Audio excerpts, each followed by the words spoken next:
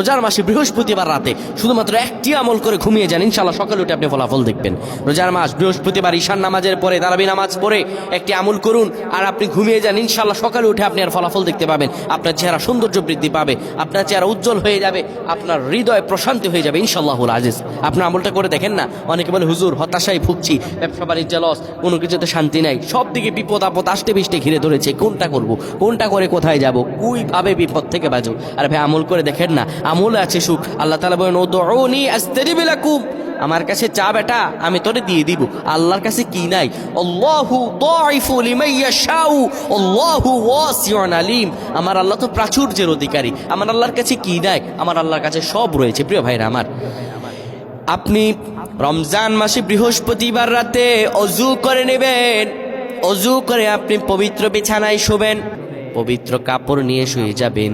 শোয়ার আগে বিছানায় বসে 10 বার দুরূদ শরীফ পড়বেন, 3 বার সূরা ইখলাস পড়বেন, 3 বার সূরা ফালাক পড়বেন, 3 বার সূরা নাস পড়বেন। হাতটা দুমুঠো করে মুনাজাতের মতো ধরে এরপরে পড়বেন আল্লাহুম্মা গফিরলি ওয়ারহামনি। এই পরে আপনি হাতের মাঝে ফু দিয়ে সেই হাতটা আপনার চেহারা মুখমণ্ডলে মাখিয়ে সুন্দরভাবে ঘুমিয়ে যাবেন। আমার আল্লাহ আপনার চেহারায় লাবণ্যতা দান করবেন, আপনার সব গুনাহগুলো আমার আল্লাহ মাফ করে দিবেন।